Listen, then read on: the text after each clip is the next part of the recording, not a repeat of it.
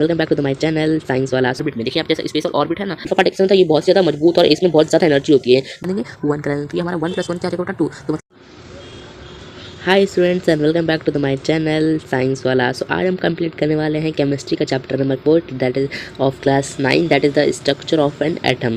Structure of an atom को इसको हम रैपिड फटाफट इस लेक्चर में ख़त्म करने वाले हैं और बहुत ही अच्छे तरीके से और बहुत ही जल्दी हम इस चैप्टर को क्या करेंगे बेटा, ख़त्म करेंगे। जो चैप्टर है क्लास 9 का स्ट्रक्चर ऑफ एन एटम। ठीक है बेटा, तो अब हम देखते हैं इस चैप्टर में आखिर है क्या। ठीक है, तो देखो आपने ये जो आपके सामने एक स्क्रीन पे एक्सपेरिमेंट आ रहा है, ये आपने कभी ना कभी अपनी लाइफ में तो किया ही होगा, ज़रूर से ही किया ही होगा। ठीक है बेटा, देखो अगर आप कभी अपने भी कंघी ले लो और कुछ कागज़ के टुकड़े ले लो और कंघी को अपने बाल में खूब रफ करो। ठीक है बेटा, और फिर उसको कागज़ के पास भी आओ तो क्या होगा, जो बेटा कागज़ है ना वो कंघी से अट्रैक्ट हो जाएगा। क्या होगा बेटा, अट्रैक्ट हो जाएगा। ये तो ये कंघी से अट्रैक्ट क्यों होते हैं, मतलब इसमें कुछ तो है जिसकी वजह से ये अट्रैक्ट हो रहा है। ठीक है बेटा, मान लो ये आपका जो इसमें कुछ चार मतलब जैसा कि हमने पिछले एक्शन में देखा था लेक्चर में कि जो डेल्टन एटॉमिक थ्योरी थी उसमें क्या कहा था डेल्टन जी ने कि जो एटम है उसको हम फर्दर डिवाइड नहीं कर सकते, लेकिन यहाँ पे तो हमको वैसा होता हुआ दिखा दे रहा है कि इसमें कुछ एटम के पार्टिकल्स मतलब जो एटम है वो फर्दर डिवाइड होकर कुछ पार्टिकल्स में आ रहा है जिससे कि ये दोनों अट्रैक्ट हो रहे हैं। तो ये पार्टिकल्स क्या है, तो ये पार्टिकल्स है बेटा, ये बहुत ही फेमस नाम के पार्टिकल्स है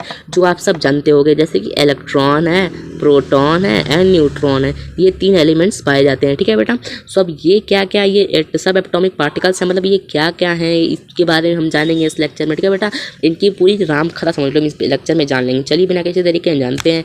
ठीक है बेटा, तो देखिए सबसे पहले आता है, देखिए चार्ज पार्टिकल्स इन मैटर। जो चार्ज पार्टिकल्स है वो मैटर में क्या है, देखिए सबसे पहले क्या लिखा हुआ है, atom have a 3 type of सब एटॉमिक पार्टिकल्स। अब देखिए यहाँ पे डेल्टन की जो एटॉमिक थ्योरी है वो गलत प्रूफ हो गई ना बेटा, क्योंकि जो डेल्टन की एटॉमिक थ्योरी है इस लाइन से गलत प्रूफ हो गई कि जो एटम है वो 3 सब एटॉमिक पार्टिकल्स में क्या होता है बेटा, डिवाइड हो जाता है। जो कि पहला होता है हमारा इलेक्ट्रॉन, दूसरा प्रोटॉन एंड तीसरा न्यूट्रॉन। ठीक है बेटा, इलेक्ट्रॉन और नेगेटिवली चार्ज, जो इलेक्ट्रॉन होते हैं बेटा इसके पास नेगेटिवली चार्ज होते हैं। ठीक है बेटा, और प्रोटॉन के पास क्या होता है बेटा, पॉजिटिव चार्ज होते हैं, और जो न्यूट्रॉन्स होता है वो न्यूट्रल होता है, उसके पास कोई चार्ज नहीं होता। अब थर्ड क्या होता है, the mass of an electron is जो मास ऑफ इलेक्ट्रॉन होता है वो 1/20 2000 the mass of a hydrogen जो होता है, मतलब जो हाइड्रोजन का मास है उससे 2000 छोटा किसका मास होता है बेटा, आपका इलेक्ट्रॉन का। ठीक है बेटा, और अब देखिए अब नेक्स्ट है the mass of a proton. जो प्रोटॉन का मास होता है वो किसके इक्वल होता है बेटा, हाइड्रोजन के एटम के मास के इक्वल होता है। And it's taken equals to 1 unit, जिसे कि हम 1 यूनिट के हिसाब से ले लेते हैं। ठीक है बेटा,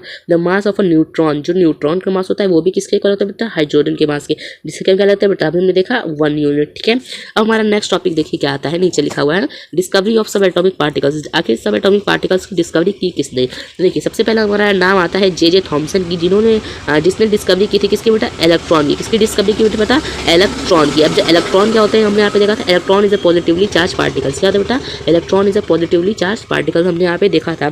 तो इन्होंने 1900 में जे थॉमसन ने किसी खोज की बेटा, इलेक्ट्रॉन की। And then E Goldsmith ji ने किसकी खोज की थी बेटा, ये इन्होंने खोज की प्रोटॉन की। किसकी खोज की बेटा, प्रोटॉन की। ठीक है, जिसे किसकी खोज की बेटा, प्रोटॉन की। कब, 1886 में गोल्ड स्मिथ जी ने प्रोटॉन की खोज की थी 1886 में। ठीक है बेटा, ये आपको जो नाम है और जो डेट है ना बेटा, आपको ये बहुत ज़्यादा याद रखना है। ठीक है बेटा, आपको एग्जाम पॉइंट ऑफ से बहुत ज़्यादा इंपॉर्टेंट होते हैं, इसलिए इन लोगों ने किसकी खोज की आपको ये सब याद रखना रहेगा। ठीक है बेटा, और देखिए अब इन 1932 में कौन आता है, जेम्स चैडविक। बस इसमें चैडविक लिखा है, बस इनका नाम जेम्स चैडविक है। ठीक है बेटा, और इन्होंने किसकी खोज की थी, न्यूट्रॉन की। किसकी खोज की बेटा, न्यूट्रॉन की। अब देख लेते हैं हमारा जो ये इलेक्ट्रॉन है बेटा उसकी खोज आखिर हुई कैसे। तो देखिए जो इलेक्ट्रॉन है उन्होंने जो जे थॉमसन, सॉरी बेटा ये जो इसमें जे थॉमसन है बेटा, उन्होंने इलेक्ट्रॉन की खोज की कैसे ये देखते हैं। देखिए सबसे पहले इन्होंने क्या लिया बेटा, इन्होंने सबसे पहले एक ले लिया डिस्चार्ज ट्यूब। क्या ले लिया बेटा, डिस्चार्ज ट्यूब। ये बहुत ही उस समय फेमस होने, जैसे इस समय बहुत ही फेमस हो रही है, उस समय ये फेमस बहुत ज़्यादा हो रही थी। That's called the discharge tube. क्या था बेटा, ये डिस्चार्ज ट्यूब था, ये बहुत ज़्यादा फेमस हो रहा था। क्या बेटा, डिस्चार्ज ट्यूब है आपका। इसी डिस्चार्ज ट्यूब में आपके जे थॉमसन जी ने इलेक्ट्रॉन की खोज की थी और प्रोटॉन की भी खोज इसी में होती। लेकिन प्रोटॉन की खोज कैसे हुई हम इसको क्लास 11th में डिटेल में जानते हैं, जिसको किसने की थी, गोल्ड स्मिथ जी ने। ठीक है, तो अभी हम बस जान लेते हैं जे थॉमसन जी ने इलेक्ट्रॉन की खोज कैसे की। तो देख लीजिए सबसे पहले इलेक्ट्रॉन क्या की खोज हुई कैसे। तो देखिए सबसे पहले लिया गया डिस्चार्ज ट्यूब। क्या लिया गया बेटा, सबसे पहले डिस्चार्ज ट्यूब ले लिया गया। ठीक, उसके बाद हमने क्या किया, यहाँ पे हमने क्या लगा दिया बेटा, बहुत ही पावरफुल वोल्टेज का जनरेटर मतलब बैटरी लगा दिया। ठीक है, ये बहुत ही पावरफुल बैटरी थी बेटा। ठीक है बेटा, इस साइड हमने क्या लिया, नेगेटिव चार्ज, इस साइड हमने क्या लिया, पॉजिटिव चार्ज। ठीक है, साइंस की भाषा में जो नेगेटिव चार्ज होता है उसे क्या कहते हैं, कैथोड कहते हैं, और जो पॉजिटिव चार्ज, जिसके पास पॉजिटिव चार्ज होता है उसको कहते हैं एनोड कहते हैं। ठीक है बेटा, तो ये हमने क्या ले लिया, कैथोड और एनोड हमने ले लिया। तो अब हम कैथोड को इस साइड से पास करेंगे, जो मतलब रेस कैथोड से निकलेगी, उसे क्या नाम दे देंगे, कैथोड रे। क्या नाम दे देंगे बेटा, इसको आपको याद रखना है, क्या नाम दे देंगे, कैथोड रे। ठीक है बेटा, हम इसे क्या नाम देंगे, कैथोड रे। और हम इस साइड देखिए, ये जो आपका साइड दिख रहा है ये आपको ग्रीन कलर से पेंट हुआ दिखेगा। ठीक है बेटा, इस समय तो नहीं है ये, सॉरी भूल गया। ठीक है बेटा, ये जो ग्रीन कलर का ये है बेटा, ये है क्या आपका पता है, ये है आपका जिंक सल्फाइड की क्या है बेटा, कोटिंग है। जिंक सल्फाइड की क्या है बेटा, ये आपकी कोटिंग है।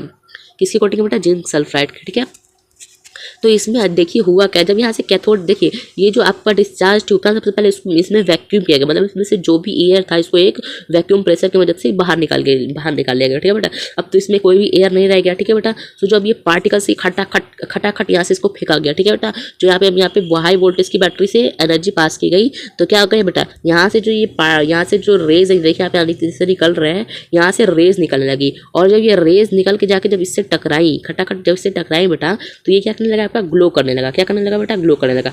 तो इससे तो ये पता चल गया ना कि जो यहाँ से जो यहाँ पे जो कैथोड लगा हुआ है, इससे कुछ रेज निकलने को मिल रही है, जिससे कुछ रेज निकल रही है, जिससे कि हम देख पा रहे हैं। ठीक है बेटा, इसको ये ट्रांसपेरेंट था इसलिए इन्होंने इससे देख पाया। ठीक है, तो इन्होंने इसका क्या नाम दे दिया, कैथोड रे। क्या नाम दे दिया बेटा, कैथोड रे।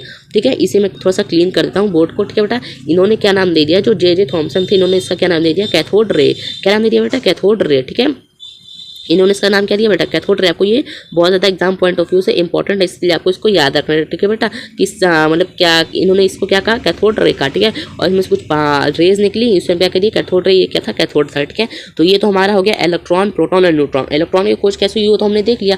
अब हम आ जाते हैं कि हमारी आखिर प्रोटॉन की खोज, ये तो हम पढ़ेंगे नहीं क्योंकि ये सब पढ़ना भी है क्लास 11 में। हम इसे कुछ कैरेक्टरिस्टिक्स देख लेते हैं इलेक्ट्रॉन, प्रोटॉन एंड न्यूट्रॉन की। ठीक है बेटा, तो देखिए इसमें कुछ कैरेक्टरिस्टिक्स आपकी लिखी हुई है इलेक्ट्रॉन, प्रोटॉन एंड न्यूट्रॉन की। देखिए सबसे पहले क्या लिखा हुआ है, देखो आप सबसे पहले देखोगे लिखा हुआ है proton and neutron have similar mass. जो प्रोटॉन एंड न्यूट्रॉन उसके पास क्या है बेटा, सिमिलर मास है। ठीक है, ये भी हमने देखा था, क्या है बेटा, इसके पास सिमिलर मास है।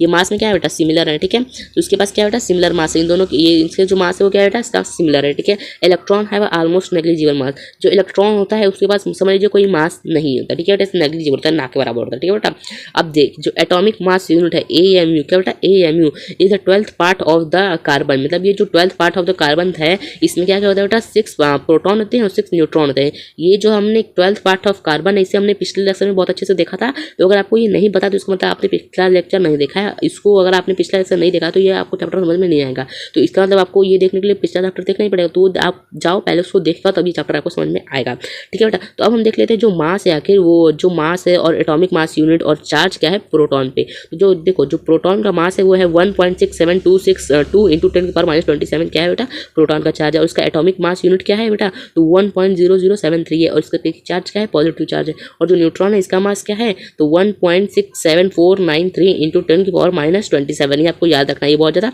आपके एग्जाम पॉइंट ऑफ व्यू से इंपॉर्टेंट है। और इसका एटॉमिक मास यूनिट क्या है बेटा, आपका 1.0087 क्या है, 1.00187। और इस पर जो चार्ज है उस पर कोई चार्ज नहीं होता, इस पर क्या होता है बेटा, जीरो चार्ज होता है। ठीक है, और जो इलेक्ट्रॉन है उसका मास क्या है बेटा, उसका मास है 0.00091 इंटू 10⁻27। और इसका जो एटॉमिक मास यूनिट है क्या है बेटा, 0.0000055 माइनस इसका जो, ठीक है बेटा, तो ये क्या है बेटा आपका एटॉमिक मास यूनिट है इलेक्ट्रॉन की। और इस पर जो चार्ज है वो क्या है बेटा, नेगेटिव चार्ज है। अब चलते हैं अपने नेक्स्ट स्लाइड पे। देखिए तो अब हमने देख लिया कि ये क्या होता है इलेक्ट्रॉन, प्रोटॉन, न्यूट्रॉन। अब बात आती है आखिर ये एटम में अरेंज कैसे होते हैं बेटा, ये आखिर एटम में कैसे अरेंज कैसे होते हैं। तो इसके लिए कई सारी थ्योरीज हमारे पास आई, बहुत सारी थ्योरीज आई जो आपकी एनसीईआरटी में आपके क्या है बेटा, आपके एनसीईआरटी में दी हुई हैं। सबसे पहले आपकी जो थ्योरी आती है वो कौन सी थ्योरी आती है, Thomas model of an atom. Thomas theory आती है बेटा, जो कि जिसे कहते हैं Thomas model of an atom. ठीक है, चलिए हम इसे देखते हैं। ठीक है बेटा, नेक्स्ट थ्योरी हमारी क्या है, 1 सेकेंड। देखिए हमारी नेक्स्ट मतलब थ्योरी क्या है, नेक्स्ट टॉपिक हमारा क्या है। सबसे पहले इस चैप्टर में जो थ्योरी आती है देखिए वो क्या है, 1 सेकेंड। देखो यहाँ पे लिखा हुआ है according to the Thomas an atom is similar to a Christmas pudding. अब देखो क्रिसमस पुडिंग क्या होती है, देखो ये है आपकी क्रिसमस पुडिंग। ठीक है बेटा, जो डेल्टन थे उन्होंने क्या बताया, सॉरी जो बेटा आपके थॉमस थे उन्होंने क्या बताया कि जो ब्लैक ये आपको दिख रहा है ना, ब्लैक ये क्या है बेटा, आपके जो पॉजिटिव चार्ज है एटम में। और जो इसमें ड्राई फ्रूट्स ऐसे धसे हुए हैं ना बेटा, यहाँ पे देखो जो आपको ड्राई फ्रूट्स ऐसे धसे पड़े हैं, क्या है बेटा आपके, ये क्या है बेटा आपके नेगेटिव चार्ज है, क्या है बेटा नेगेटिव चार्ज, और ये हमारा जो क्या है, ये हमारा पॉजिटिव चार्ज। अब हम चलते हैं, देखो इस, ठीक है बेटा, अब चलते हैं इसको हमने देखते हैं इसे आखिर इन्होंने कहा क्या, ठीक है बेटा। चलिए देखिए यहाँ पे क्या लिखा हुआ है, the pudding has a positively charge, जो पुडिंग है वो पॉजिटिव चार्ज है, एंड द इलेक्ट्रॉन्स हैविंग, जो उसमें जो इलेक्ट्रॉन है उसमें क्या है, इम्बॉल्स्ड है। देखिए बेटा यहाँ पे लिखा हुआ है ना, जो इलेक्ट्रॉन उसमें इम्बॉल्स्ड है। Negatively charge particles and the positive charge particles are the same in magnitude, ये दोनों आपस में सेम इन मैग्नीट्यूड होते हैं, इसलिए क्या होता है, न्यूट्रल हो जाता है। और ये आगे जो plus and negative plus minus charge होता है, अगर वो आपस में इक्वल हो तो ये क्या होगा बेटा, आपस क्या हो जाएगा, कैंसिल हो जाएगा, तो ये क्या हो जाएगा बेटा, न्यूट्रल हो जाएगा आपस में, मतलब ये ऑटोमेटिकली न्यूट्रल तो हो ही जाएगा। ठीक है, अब चलते हैं अपने नेक्स्ट टॉपिक पे, that is the Rutherford model of an atom. अब रदरफोर्ड का मॉडल क्या है देखते हैं। ठीक है, अब देखिए रदरफोर्ड का मॉडल क्या है देखते हैं, जिसमें 1 सेकंड रुकेंगे। देखिए Rutherford allowed to beam a fast, जो रदरफोर्ड थे इन्होंने क्या किया बेटा, एक गोल्ड फॉइल लिया। ठीक है बेटा, एक गोल्ड फॉइल लिया। गोल्ड फॉइल इन्होंने क्या लिया, क्योंकि उनके बहुत इनको बहुत ही थिन सीट कन्वर्ट करनी थी, बहुत ही ज़्यादा थिन सीट लेनी थी इन्होंने, इसलिए इन्होंने क्या लिया बेटा, एक गोल्ड फॉइल ले लिया। ठीक है, अब देखिए फास्ट मूव अल्फा पार्टिकल, और उस पर से एक बहुत ही तेज़ निकलने वाली अल्फा पार्टिकल्स को पास कराया। ठीक है, हैविंग पॉजिटिव चार्ज, जिसके पास पॉजिटिव चार्ज थे उन्होंने उसको गोल्ड फॉइल पे, मतलब गोल्ड फॉइल से पास कराया। उन्होंने क्या देखा, मोस्ट अल्फा पार्टिकल्स थे वो देखिए, जो पास थ्रू स्ट्रेट लाइन, वो कुछ सीधे निकल गए, और बेटा जो कुछ अल्फा पार्टिकल्स थे वो क्या हो गए, डिफ्लेक्ट हो गए। मतलब देखिए ये कुछ ऐसे डिफ्लेक्ट हो गए बेटा, यहाँ से निकले, यहाँ से ऐसे डिफ्लेक्ट हो गए, कुछ ऐसे डिफ्लेक्ट हो गए, और कुछ तो बेटा एकदम यू टर्न मार के ही आ गए। क्या हो गया बेटा, कुछ एकदम यू टर्न मार के ही आ गए। ठीक है, तो अब इनको थोड़ा सा देखते हैं। तो देखिए इन्होंने ऐसा किया, देखिए आखिर में उनको जो इन्होंने एक्सपेरिमेंट किया था उसमें क्या हुआ क्या था। देखिए ये गोल्ड फॉइल है, और ये क्या किया बेटा, अल्फा पार्टिकल्स, यहाँ से अल्फा पार्टिकल्स की बीम निकल रही हैं। देखो कुछ तो एकदम सीधे निकल गए, कुछ तो थोड़ा यू टर्न, मतलब कुछ तो थोड़ा टर्न हो गए, और कुछ यहाँ पे एकदम यू टर्न ले लिए। तो इसका मतलब बीच में कुछ है बेटा, बहुत ही सख्त पार्टिकल है, जिसकी वजह से ये हमारे क्या अल्फा पार्टिकल्स यू टर्न ले। जो अल्फा पार्टिकल्स होता है ये बहुत ज़्यादा मजबूत, और इसमें बहुत ज़्यादा एनर्जी होती है। जितनी एनर्जी आप में और हम में नहीं होगी ना बेटा, उसमें उससे ज़्यादा एनर्जी आपके अल्फा पार्टिकल्स में होती है। यहाँ पे ए लिखा हुआ है, लेकिन अल्फा पार्टिकल्स होते हैं बेटा। अल्फा पार्टिकल्स हम कैसे दिखाते हैं, ये होते हैं अल्फा पार्टिकल्स, ऐसे देखिए ऐसे होते हैं अल्फा पार्टिकल्स। ठीक है, ऐसे डिनोट करते हैं। तो ऐसा क्यों, मतलब इसके बीच में कुछ तो है, जिसे नाम दे दिया रदरफोर्ड ने। क्या नाम दे दिया बेटा, आपका न्यूक्लियस। क्या नाम दे दिया बेटा, आपका रदरफोर्ड जी ने न्यूक्लियस नाम दे दिया। इन्होंने मतलब डिस्कवरी की किसकी, आपकी न्यूक्लियस की। ठीक है, तो हम चलते हैं अपने नेक्स्ट टॉपिक पे, देखते हैं अब इनका जो रदरफोर्ड का कंक्लूजन क्या निकल के आया। देखिए अब इनका कंक्लूजन क्या निकल के आया, most of the space inside, जो उसमें एटम में कुछ जो स्पेस है वो तो खाली थे, because most of the alpha particles are going straight, जो अल्फा पार्टिकल्स वो क्या थे बेटा, स्ट्रेट चले गए थे। ठीक है, and the atom had a small nucleus, जो एटम है बेटा उसमें एक स्मॉल न्यूक्लियस होता है। इससे क्या होता है, रदरफोर्ड जी ने बताया, हैविंग अ पॉजिटिव चार्ज, जिसके पास पॉजिटिव चार्ज होते हैं, because some of the alpha particles having positive charge was slight deflect by some angle small angle. ठीक है बेटा, कि उसमें जो अल्फा पार्टिकल्स होते हैं बेटा, जो मतलब जो न्यूक्लियस है बेटा उसमें पॉजिटिव चार्ज होते हैं। क्यों, क्योंकि जो इन्होंने अल्फा रेस छोड़ी थी वो क्या हो गया बेटा, थोड़ा सा डिफ्लेक्ट हो गई। ठीक है, जिसका मतलब वो जो न्यूक्लियस उसके पास क्या है बेटा, पॉजिटिव चार्ज है। The size of a nucleus is very small composed of the size of the atom, जो साइज ऑफ अ न्यूक्लियस है वो बहुत ही ज़्यादा स्मॉल है, किससे, एटम से। Because very few alpha particles appear to rebound most of the positive charge and mass of the atom is in the nucleus.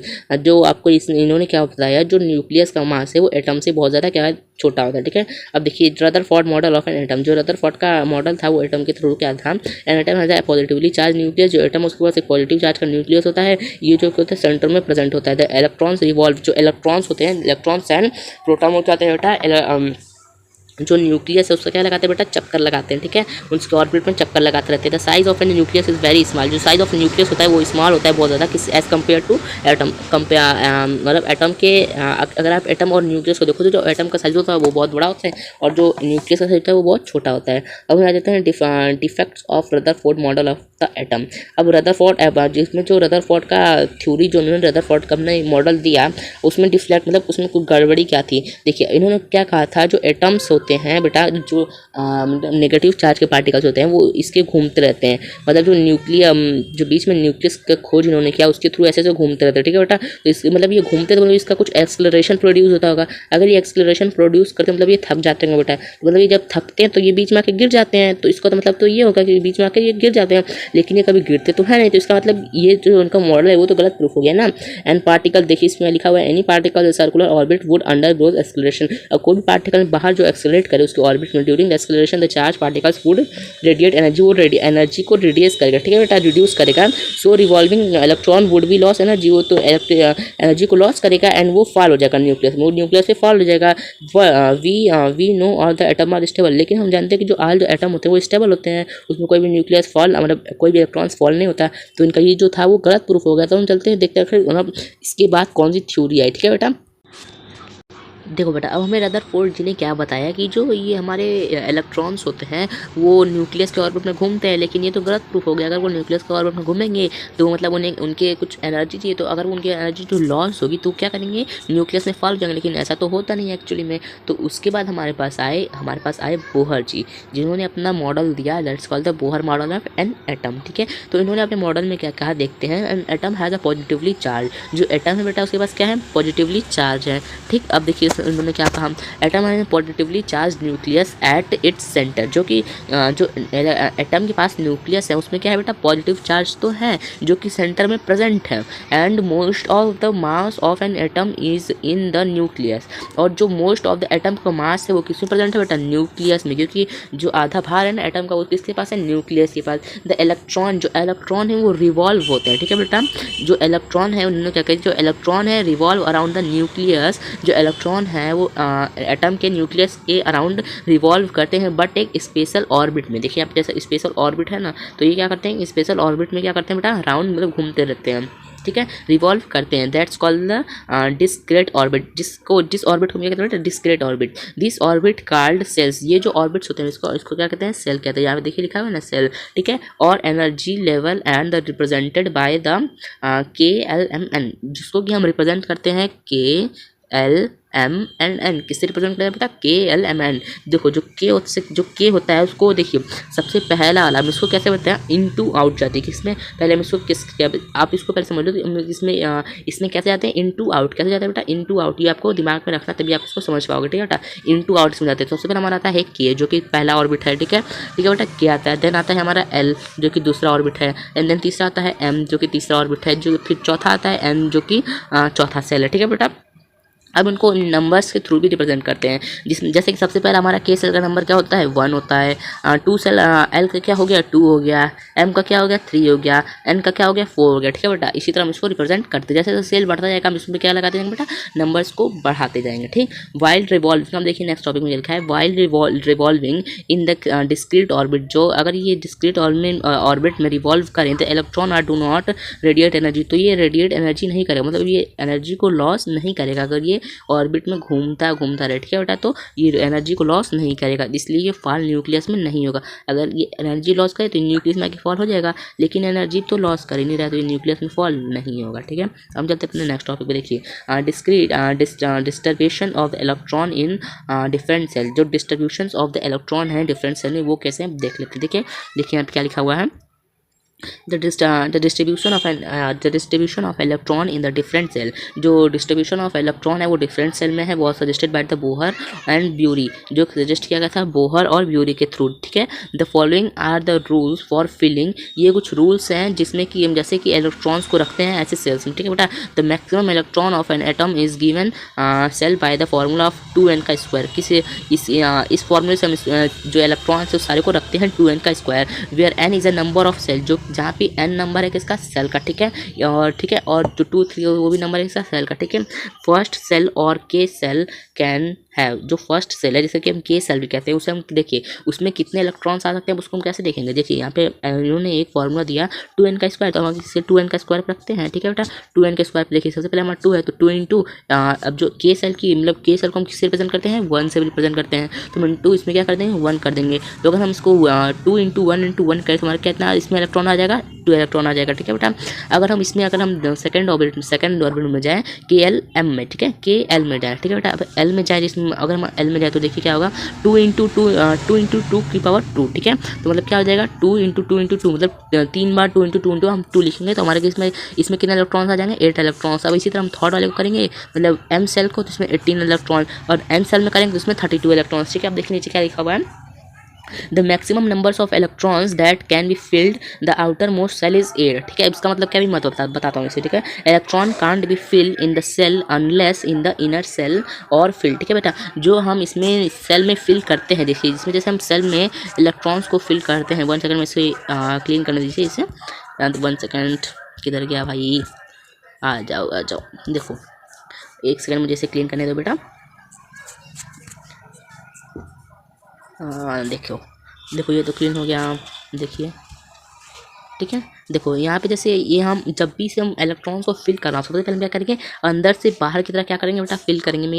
ये मैंने आपको बताया था। ठीक है बेटा, ये मैंने आपको भी बताया था ना। इसे हम क्या करेंगे, अंदर से बाहर की तरफ फिल करेंगे। ठीक है, इसे हम क्या कैसे करेंगे बेटा, अंदर से बाहर फिल करेंगे। ये मैंने आपको लिख के बताया था ना। इसे हम कैसे फिल करेंगे, अंदर से बाहर। ठीक, तो आप इसे जब भी फिल करो अंदर से बाहर फिल करो। अगर आप बाहर से अंदर कर दिए तो ये क्या हो जाएगा बेटा, आपका गलत हो जाएगा। और जो मतलब जैसे इस सेल की कैपेसिटी है एन सेल की, इस सेल की कैपेसिटी है 32, अभी हमने पीछे निकाला था। लेकिन इसमें हमेशा 8 ही मतलब इलेक्ट्रॉन्स आएंगे। इसकी कैपेसिटी बेटा 8। अब जैसे एम की कितनी है, एम की होती है 18, लेकिन इसमें 8 ही आएंगे। और एल की कितनी होती है 8, तो इसमें तो 8 आएंगे। ठीक है बेटा, सो ऐसे इलेक्ट्रॉन्स इसमें मतलब डिस्ट्रीब्यूट होते हैं। ठीक है, ये तो मैंने आपको बता दिया। ठीक है, हम सब में हर शेल में बस 80 इलेक्ट्रॉन्स आ सकते हैं। लेकिन जिसकी कैपेसिटी 2 है उसमें तो 2 ही आएंगे, उसमें 2 से ज़्यादा आ ही नहीं सकते, उसमें बस 2 ही आएंगे। ठीक है बेटा, अब चलते हैं अपने नेक्स्ट टॉपिक पे। देखो the atom structure of the first 18 element. अब देखिए फर्स्ट 18 एलिमेंट कैसे डिस्ट्रीब्यूट है, इनको कुछ एग्जांपल्स के तौर पे समझते हैं। ठीक है, देखो सबसे पहले देखा हमारा हीलियम। तो हीलियम तो हमारा एक ही ऑर्बिट में खत्म हो जाएगा, क्योंकि जो हीलियम की वैलेंस है, मतलब एटॉमिक मास होता है वो कितना होता है बेटा, एटॉमिक मास है हीलियम का। जो एटॉमिक मास होता है, सबसे पहले मैं आपको बता दूं, जो एटॉमिक मास होता है बेटा, ठीक है, वो किसके इक्वल होता है, आपके इलेक्ट्रॉन प्लस प्रोटॉन, मतलब इलेक्ट्रॉन और प्रोटॉन के क्या होता है बेटा, ये इक्वल होता है। ठीक है, तो जो एटॉमिक मास है वो किसके इक्वल होता है, इलेक्ट्रॉन के। तो ये पहले सेल में खत्म हो जाएगा 1 इलेक्ट्रॉन। ठीक है, एंड देन 2 हम हीलियम का एटॉमिक मास क्या होता है बेटा 2, तो ये मतलब 2 इसमें तो फिल ही होगा। अब तीसरा लिथियम में कितना होता है 3, लिथियम का वैलेंसी कितना है, सॉरी एटॉमिक मास कितना है 3, तो इसमें पहले में 2 है एंड देन तीसरे में मतलब 1 हम भर देंगे। ठीक है बेटा, एंड देन आप इसमें बरीलियम, बोरॉन, कार्बन इसी तरह दे सकते हैं, ये सब आपस में ऐसे फिल है। देखिए अब इसमें जैसे आर्गन में देखिए, इसमें किसी में भी 8 से ज़्यादा फिल नहीं। देखिए 1 2 3 4 5 6 7 8, इसकी जो थर्ड वाले की कैपेसिटी उसमें हम 8 भरे हैं। ठीक है बेटा, इसकी कैपेसिटी कितनी होती है 8, तो 8 हमने इसमें भर दिया। और लास्ट वाले में हम कितने भरे हैं, देखिए 1 2 3 4 5 6 7 8, इसमें भी हमने 8 भर दिया। तो मतलब इसका जो एटॉमिक मास है वो क्या हो गया, कंप्लीट हो गया इसमें। ठीक है, अब देखते हैं हम नेक्स्ट टॉपिक। देखिए अब वैलेंसी भी इसमें क्या होता है, इसमें एक वैलेंसी भी होती है। ठीक है, अब वैलेंसी क्या होती है इसे तो आप अभी इतना छोड़ दीजिए, इसे मैं भी समझाता हूँ आपको। ठीक है, ये सब अभी लीव कर दीजिए। देखिए यहाँ पे क्या है, देखिए जो हाइड्रोजन है उसमें के सेल में 1 इलेक्ट्रॉन, मतलब एटॉमिक नंबर। ठीक है, इलेक्ट्रॉन्स आ गए। एंड देन हीलियम में 2 इलेक्ट्रॉन्स आ गए। लिथियम में पहले सेल में 1, देन दूसरे सेल में 1। ठीक है, 2 आ गए, पहले सेल में 2 और देन दूसरे सेल में 1। एंड देन बेरिलियम में देखिए दोनों सेल में 2 2 आ गए। एंड देन बोरॉन में देखिए दोनों सेल में 2 3 आ गए। दोनों सेल में आप देखिए कार्बन में दोनों सेल में 2 4 आ गए। ठीक है, ये तो मतलब इसी तरह ये सारे क्या हो जाते हैं बेटा, फिल हो जाते हैं। ठीक है, और देखो बेटा जो हर जगह क्या क्या होता है ना, जो इलेक्ट्रॉन्स होते हैं वो equals to the number of protons. देखिए यहाँ पे क्या दिया हुआ है, देखिए यहाँ पर जितना एटॉमिक मास है इसका वो सारा किसके इक्वल है, आपके प्रोटॉन्स के। और जो सारी प्रोटॉन्स है ये सारा किसके इक्वल है, इलेक्ट्रॉन्स। मतलब जितना इलेक्ट्रॉन उतना प्रोटॉन, और जितना प्रोटॉन उतना एटॉमिक मास। ठीक है, मतलब जितना एटॉमिक मास होगा आपका किसी भी एलिमेंट का, उतना आपका प्रोटॉन नंबर भी होगा और प्रोटॉन्स ऑफ मतलब नंबर्स ऑफ उतना इलेक्ट्रॉन्स भी होगा। अब न्यूट्रॉन्स का थोड़ा सा डिफरेंट होता है, इसको आप छोड़ दिया भी, मैं इसको बताऊँगा आप इसको कैसे निकालते हैं। ठीक है बेटा, अब हम चलते हैं अपने नेक्स्ट टॉपिक पे। देखिए अब हमारा नेक्स्ट टॉपिक क्या है, अब देखिए अब हमारे पास आता है वैलेंसी। कि वैलेंसी क्या होता है, valency is the combining capacity of an element. Valency जो होता है वो कंबाइनिंग कैपेसिटी होता है किसी भी एलिमेंट का, combining capacity. The electrons present in the outer most shell of an element are called the valency electrons. जो आउटर मोस्ट सेल में इलेक्ट्रॉन्स जितने प्रेजेंट होते हैं उसमें कहते हैं valency electron. If an atom outer most shell is completely filled, जो outer most होता है अगर वो कम्प्लीटली फिल हो जाए, they are interest list react and their combining capacity is और वैलेंसी इज 0। तो उसकी कंबाइनिंग कैपेसिटी और वैलेंसी क्या हो जाएगी, 0 हो जाएगी। Of the inter element helium atom has 2 electron.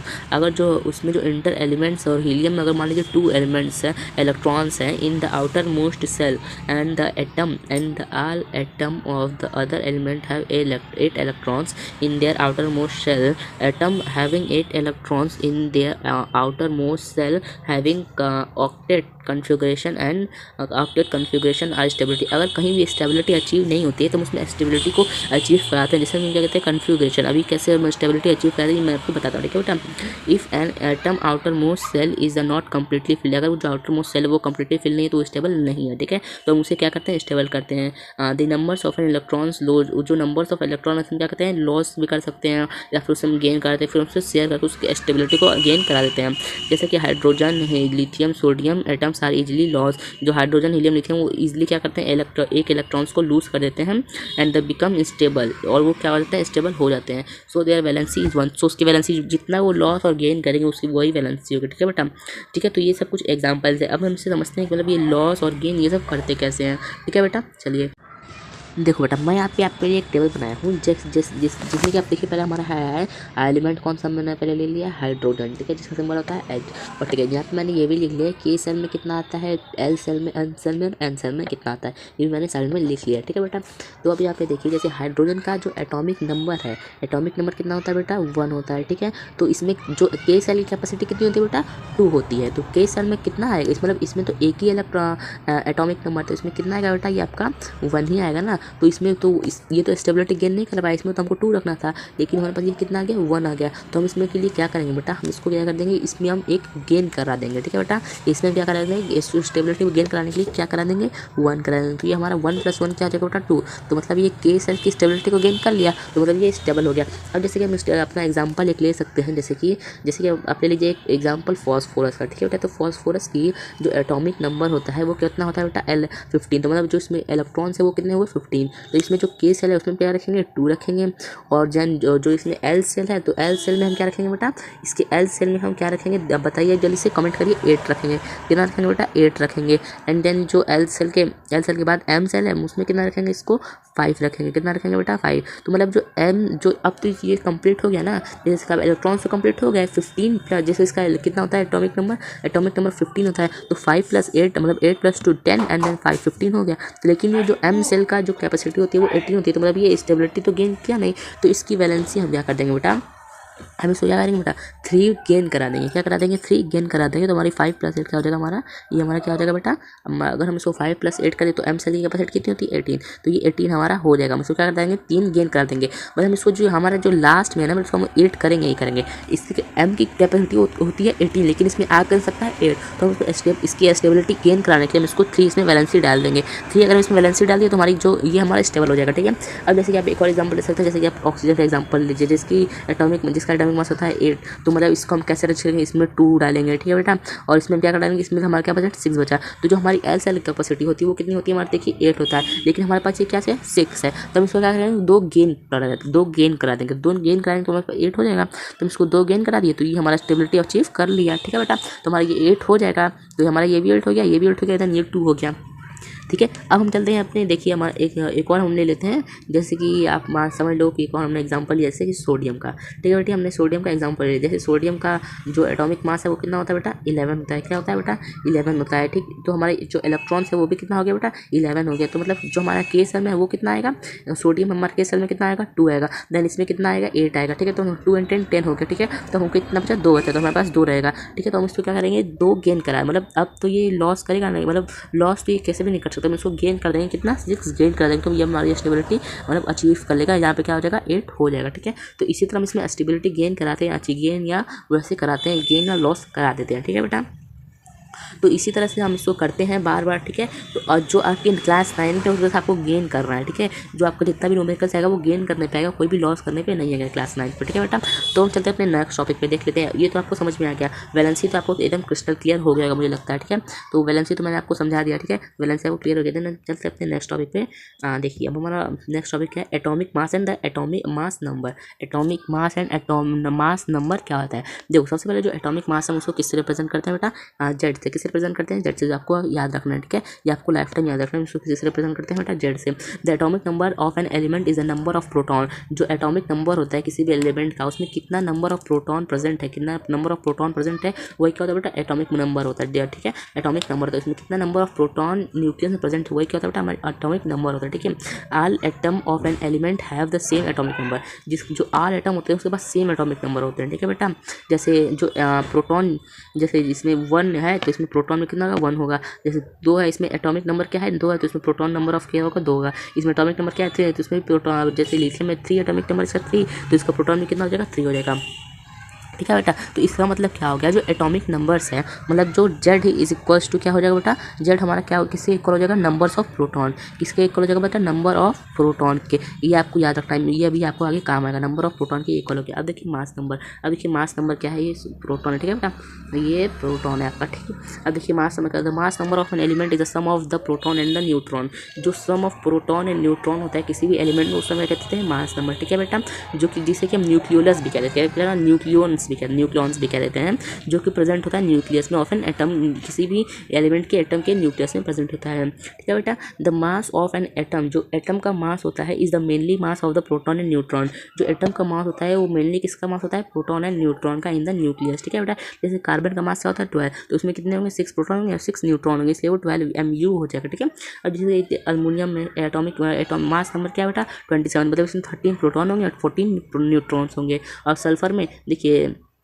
अभी न्यूट्रॉन्स निकल क्या रहा है, अभी मैं इसको निकल कहाँ से है, मैं अभी आपको बताऊंगा। ठीक है बेटा, अब देखिए जो सल्फर है उसमें क्या हो गया, सल्फर में आप देखेंगे तो जो सल्फर का मास क्या है, मास नंबर 32 है, तो इसमें 16 प्रोटॉन होंगे एंड देन क्या होंगे बेटा, इसमें 16 न्यूट्रॉन्स होंगे। ठीक है, in the nomination of the atom number of the atom and mass number as a return. जो किसी भी एलिमेंट का जो एटॉमिक नंबर और मास नंबर होता है हम उसको कैसे रिप्रेजेंट करते हैं। सबसे पहले हम क्या करेंगे, एक बॉक्स बनाते हैं और उसमें हम जो एलिमेंट है उसका सिंबल लिखते हैं। ठीक है, सिंबल ऑफ एलिमेंट को। ठीक है, एंड देन उसके ऊपर हम लिखते हैं मास नंबर, जिसको मास नंबर को हम किससे रिप्रेजेंट करते हैं, ए से। ठीक है बेटा, और जो उसके नीचे ऊपर लिखते हैं एटॉमिक नंबर लिखते हैं। ठीक है, तो देखिए आप 1 सेकंड, अब देखिए मान लीजिए यहाँ पे मैंने आपको एक एग्जाम्पल ले लिया हाइड्रोजन का। ठीक है बेटा, जैसे हाइड्रोजन का मैंने आपको एक एग्जाम्पल ले लिया है। 1 सेकंड, देखो बेटा, सबसे पहले हम इसको देख लेते हैं कि आखिर जो हम इसको रिप्रेजेंट कैसे करते हैं। जैसे भी मान लीजिए कोई यहाँ पे मान लीजिए हम कोई एलिमेंट ले लिए, उसका नाम हो गया एक्स। बट हम इसको एग्जांपल लेते हैं, तो हम ऊपर क्या रखेंगे बेटा, पहले हम लिखेंगे मास नंबर जिसको कि हम रिप्रेजेंट करते हैं ए से, अंदर नीचे रखेंगे एटॉमिक नंबर। ठीक है बेटा, जिसको हम रिप्रेजेंट करते हैं जेड से। ठीक है, तो जैसे हमने एक एग्जाम्पल ले लिया हाइड्रोजन का। ठीक है बेटा, किसका एग्जाम्पल ले लिया, हाइड्रोजन का। अब 1 सेकंड रुक जाइए, जैसे कि हमने एक एग्जाम्पल ले लिया हाइड्रोजन का, तो हाइड्रोजन का मास नंबर क्या है, तो मास नंबर क्या होता है, इलेक्ट्रॉन न्यूट्रॉन्स एंड प्रोटॉन का सम। तो न्यूट्रॉन्स एंड प्रोटॉन का सम क्या हो जाएगा, हाइड्रोजन में 1 हो जाएगा। ठीक है बेटा, इसमें क्या हो जाएगा 1 हो जाएगा, कितना क्या हो जाएगा मास नंबर, इसका हाइड्रोजन का मास नंबर क्या हो जाएगा 1। तो ठीक बेटा, जो हाइड्रोजन का मास है वो हमारा क्या है, मास क्या है 1 है। ठीक है बेटा, और जो हमारा एटॉमिक नंबर है वो क्या है बेटा, हमारा हाइड्रोजन का वो भी 1 है। तो ठीक बेटा, अगर हम देखिए जो हमारा ए है, देखिए सबसे पहले आपको ये समझना पड़ेगा, जो मैंने आपको अभी पहले थोड़ी देर बताया था एटॉमिक नंबर। ठीक है बेटा, जिसको कि हम रिप्रेजेंट करते हैं जेड से, एटॉमिक नंबर। देखिए मैं इसको ब्रैकेट में कर दे रहा हूँ 1 सेकंड, 1 सेकंड बेटा, जो एटॉमिक नंबर होता है वो किससे इक्वल होता है, जो atomic number is equal to number of proton. ठीक बेटा, नंबर ऑफ प्रोटॉन। ठीक बेटा, नंबर ऑफ प्रोटॉन के एटॉमिक नंबर इक्वल होता है। ठीक है बेटा, और जो न्यूट्रॉन्स, जो एटम में न्यूट्रॉन्स होते हैं वो किसके इक्वल होते हैं बेटा, वो प्रोटॉन्स और इलेक्ट्रॉन्स के सम के इक्वल होते हैं। ठीक, जैसे जो न्यूट्रॉन्स का क्या होता है, न्यूट्रॉन्स क्या होते हैं, प्रोटॉन प्लस इलेक्ट्रॉन्स के सम के इक्वल होते हैं। ठीक बेटा, तो ये आपको समझ में आ गया। ठीक है, तो हम क्या कर सकते हैं, जो मास नंबर है वो किसके इक्वल हो जाएगा, नंबर जो मास नंबर को किससे इक्वल होता है बेटा, number of proton plus number of neutron. किसके इक्वल होता है, number of proton plus number of neutron. ठीक है बेटा, नंबर ऑफ न्यूट्रॉन्स के यहाँ पे 1n रहेगा। ठीक है बेटा, यहाँ पे बना देता हूँ 1 सेकेंड, ये थोड़ा दिक्कत आ रही है बेटा। हाँ ठीक है, तो ये नंबर ऑफ इसे इक्वल हो जाएगा न्यूट्रॉन के। ठीक है बेटा, तो ये नंबर ऑफ न्यूट्रॉन के और नंबर ऑफ प्रोटॉन के क्या होता है, मास नंबर इक्वल होता है। तो मास नंबर को हम क्या लिख सकते हैं, ए। ठीक, और क्या लिख सकते हैं हम इसमें, हम क्या लिख सकते हैं, जो नंबर ऑफ प्रोटॉन है उसको किससे रिप्रेजेंट करते हैं बेटा, जेड से। क्यों, क्योंकि जो जेड मतलब जो एटॉमिक नंबर है वो किसके इक्वल होता है, नंबर ऑफ प्रोटॉन्स के, तो हम इसको जेड तो लिख सकते हैं। ठीक, देन हम क्या लिख देते हैं, नंबर ऑफ न्यूट्रॉन, तो हम इसको बस n लिख देंगे तो ये हो जाएगा। ठीक है बेटा, तो हम इसको देखिए ब्रैकेट में बंद करते हैं। ये आपका फॉर्मूला बहुत ज़्यादा इंपॉर्टेंट होता है बेटा। अगर देखिए आपको इसमें न्यूट्रॉन निकालना है, अगर आपको हाइड्रोजन में न्यूट्रॉन्स की टाइप को निकालना है तो हम क्या करेंगे बेटा, न्यूट्रॉन्स निकालने के लिए हम क्या कर देंगे बेटा, ए से जेड को माइनस कर देंगे। ठीक है, तो ए से अगर जेड को आप माइनस करोगे तो जो नंबर्स ऑफ न्यूट्रॉन्स है बेटा, वो नंबर्स ऑफ न्यूट्रॉन्स हाइड्रोजन में कितने हो जाएंगे, 0 हो जाएंगे। ठीक बेटा, क्या हो जाएंगे, 0 हो जाएंगे। अब इसी तरीके और एग्जाम्पल ले सकते हैं। जैसे अब मान लीजिए हमने एग्जाम्पल ले लिया, जैसे हम मैंने मान लो एग्जांपल ले लिया बोरॉन का। किसका ले लिया बेटा? बोरॉन का, जिसका सिंबल होता है बी। ठीक है बेटा, जिसका कि आपका क्या होता है एटॉमिक मास नंबर क्या होता है बेटा, जिसको कि हम किससे रिप्रेजेंट करते हैं? मास। जैसे यहाँ पे मैं बना देता हूँ एक और, जब मास नंबर को आप किससे रिप्रेजेंट करते हो? ए से, एटॉमिक नंबर को जेड से। तो इसका बोरॉन का मास नंबर क्या है बेटा? बोरॉन का मास नंबर है 10। ठीक है बेटा, बोरॉन का मास नंबर है 10, क्योंकि जो बोरॉन है उसका वो किसका सम होता है? Number of atomic number of proton का सम होता है। तो क्या हो गया बेटा? 10 हो गया। ठीक है, क्योंकि जो एटॉमिक नंबर होता है वही तो नंबर ऑफ प्रोटॉन होता है। तो नंबर एटॉमिक नंबर क्या होता है? बोरॉन का 5 होता है। ठीक, एंड देन 5 + 5 क्या हो जाएगा? 10 हो जाएगा। एंड देन इसका एटॉमिक मास क्या है? तो इसका एटॉमिक मास जो होता है बेटा, जो एटॉमिक मास होता है इसका, आपका ये क्या हो गया बेटा? आपका 10 तो हो गया। अब देखिए, अब हम नीचे क्या होता है? जेड। अब हम जेड को किससे, मतलब जेड आपका क्या होता है? सबसे पहले आपको तो ये जानने की जरूरत है। तो जेड जो होता है बेटा आपका, वो क्या होता है? एटॉमिक नंबर होता है। तो आपको जो बोरॉन है उसका एटॉमिक नंबर क्या होता है? 5। क्या होता है बेटा? 5। तो अगर हम आपको न्यूट्रॉन्स इसमें निकालना है, न्यूट्रॉन्स कितना है, तो हम इसमें क्या कर देंगे बेटा? n = a - z। ठीक है बेटा, a - z कर देंगे, मतलब 10 - 5 हम अगर हम कर दें तो उसमें न्यूट्रॉन हमारा कितना निकल के आ जाएगा? न्यूट्रॉन हमारे क्या कितना निकल के आएगा बेटा? 5। ठीक है, कितना निकल के आएगा बेटा? 5। तो ये बोरॉन का आपने निकाल दिया। इसमें नंबर्स ऑफ न्यूट्रॉन्स कितने हो गए बेटा? 5। ठीक है, कितने हो गए बेटा? 5। तो इसी तरह आप नंबर ऑफ न्यूट्रॉन्स निकाल सकते हैं। अब जैसे बेटा आप यहाँ पे एक और एग्जांपल ले सकते हो, जैसे कि आप एग्जांपल ले सकते हो नियॉन। किसका एग्जांपल ले सकते हो बेटा? आप नियॉन का, सॉरी आपको एक और एग्जांपल ले लो। ये तो आपको थोड़ा सा मुझे लग रहा है कि बहुत ही ज़्यादा सिंपल लग रहा है। जैसे कि आप एग्जांपल ले लो, चलो आप नाइट्रोजन का एग्जांपल ले लो। ये हमारा हो गया नाइट्रोजन। ठीक है बेटा, नाइट्रोजन का एग्जांपल है तो ऊपर क्या लिखोगे आप? Atomic mass, sorry mass number लिखोगे। तो मास नंबर क्या होता है? Number of atomic number of proton का सम होता है। तो ये कितना हो जाएगा? 14। तो इसका एटॉमिक नंबर क्या होता है? 7। तो हम इसमें क्या करेंगे? 14 से 7 में माइनस करेंगे तो हमारा क्या आएगा? 7। तो हमारा क्या हो गया बेटा? ये हमारा क्या हो गया? न्यूट्रॉन। क्या हो गया बेटा? न्यूट्रॉन। तो हम ऐसे निकाल सकते हैं। अब हम चलते हैं अपने नेक्स्ट टॉपिक में। देखो बेटा, अब ये जो आपका ये जो चार्ट है ना, आप इसको एकदम अपने दिमाग में बैठा लेना, क्योंकि ये जो चार्ट है बेटा ये आपका बहुत ही 1 सेकंड, ये जो चार्ट है बेटा ना आपका ये बहुत ही ज़्यादा क्या है? इंपॉर्टेंट है। ठीक है, मैं इसको साफ कर देता हूँ। देखिए, जो एक्स होता है वो आपका क्या होता है? एटॉमिक सिंबल होता है। एंड देन ऊपर वाला क्या होता है? Atomic number of mass number होता है, जो कि number of proton numbers of neutron से बनता है। और जो नीचे जेड होता है वो क्या होता है बेटा? आपका एटॉमिक नंबर होता है, जो कि number of proton and atom होता है। ठीक है बेटा, तो देखिए जैसे आप यहाँ पे कैल्शियम का निकाला हुआ है, ठीक है, नहीं सॉरी कार्बन का ये निकाला हुआ है। जैसे कार्बन का एटॉमिक मास क्या होता है? 12 होता है। And then number of protons कितने, सॉरी जो एटॉमिक नंबर है बेटा वो कितना होता है? 6 होता है। तो अगर हम दोनों को माइनस करें तो 6 आ जाएगा। ठीक है बेटा, तो देखिए ये हमारा जो मैंने आपको फार्मूला मैंने आपको जो बताया था वो यही है। ठीक है बेटा, numbers of neutrons is equals to क्या हो जाएगा बेटा? Mass number minus atomic number. ठीक है, तो ये तो आपने देख लिया। अब हम देख लेते हैं अपना next topic, that is the isotope. ठीक है बेटा, अब आइसोटोप क्या होता है वो भी हम देख लेते हैं। ठीक है बेटा, चलिए देखते हैं आइसोटोप क्या होता है। देखिए, अब आइसोटोप क्या होता है? Isotope is an atom the same element having the same atomic mass but different mass number. Isotope वो होते हैं बेटा जिसके एटॉमिक नंबर तो सेम हो लेकिन एटॉमिक जो मास नंबर वो डिफरेंट है। एटॉमिक नंबर सेम हो लेकिन जो मास नंबर है वो डिफरेंट है। ठीक है बेटा, तो हम उसे क्या कहते हैं? आइसोटॉप। ठीक है बेटा, ये कुछ जो केमिस्ट्री के एक्सेप्शन होते हैं बेटा। इसका एग्जाम्पल लिख सकते हो hydrogen and 3 isotope they are protium. ठीक है बेटा, यहाँ पे देख सकते हो आप, देखिए यहाँ पे ट्रिटेनियम का है, डेट्रेनियम का, ये तो आपको नहीं पता होगा अभी। ये जैसे कार्बन है 2 आइसोटोप, जो कार्बन होता है उसके पास 2 आइसोटोप होता है। ठीक है बेटा, एक के पास होता है 12 और 16 और एक के पास होता है 14 और 6। ठीक है, और भी क्लोरीन का भी ऐसा ही होता है 35 एंड 17 एंड 13 7 एंड 17, इसका भी ऐसा ही कुछ होता है। ठीक है बेटा, तो ये तो आपके आइसोटोप हो गए। या अभी आपको एग्जाम में बहुत बार ऐसे डायरेक्ट क्वेश्चन पूछ दिया जाता है। ये जो बेटा आपकी डेफिनेशन है ना, बस आपको इसे दिमाग में रखना है। ठीक है बेटा, आपको बस इसे दिमाग में रखना है। यहाँ पे जो डेफिनेशन दी हुई है आइसोटोप की, बस ये दिमाग में रख लिया ना, तो आप समझ लो कि अब आपका आइसोटोप एकदम क्लियर है। आपको आइसोटोप में इससे ज़्यादा कुछ पूछा जाता है, कुछ एग्जाम्पल पूछ दिए जाते हैं। ठीक है बेटा, अब चल जाते हैं अपने next topic, that is isobar. अब देखते हैं हम आइसोबार क्या होता है। आइसोबार इसका जस्ट उल्टा होता है, जिसमें कि आपका क्या होता है? एटॉमिक नंबर्स तो सेम होते हैं, सॉरी एटॉमिक नंबर डिफरेंट होते हैं लेकिन जो मास नंबर होते हैं वो सेम होते हैं। ठीक है बेटा, ये आपको यहाँ पे डेफिनेशन दिया हुआ है। ठीक है बेटा, इसमें क्या होता है बेटा? जो हमारा एटॉमिक नंबर है वो सेम होता है लेकिन जो मास डिफरेंट होता है। जो एटॉमिक नंबर वो डिफरेंट, जो मास नंबर वो सेम। इसमें बहुत कंफ्यूजन होती है बेटा, जैसे सारे बच्चों जैसे मुझे भी थोड़ा सा भी कंफ्यूजन होने लगी थी इसमें। ठीक है, तो आपको इसका कुछ एग्जांपल्स और आपको क्या करना है बेटा? आपका इसको डेफिनेशन याद कर लेना है। तो ये आपका जो चैप्टर है एकदम क्रिस्टल क्लियर हो जाएगा। और आपका चैप्टर बेटा यहीं पे एकदम क्रिस्टल क्लियर तौर पर एकदम खत्म होता है। ठीक है, तो आप इसका आइसोबार कुछ एग्जाम्पल भी ले सकते हो। तो आपका चैप्टर यहीं पर क्या होता है बेटा? खत्म होता है। तो बेटा अब आ गया है वक्त आपको बाय बाय कहने का, क्योंकि यहीं पे आपका चैप्टर क्या होता है? खत्म होता है। सर यहीं पे चैप्टर खत्म? हाँ बेटा, ये चैप्टर इतना ही घटा था लेकिन इसका डर बच्चों को बहुत लगता है, लेकिन ये चैप्टर बहुत ज़्यादा ईजी था और ये चैप्टर ये भी खत्म होता है। थैंक यू सो मच, अपना ख्याल रखिएगा, बाय बाय।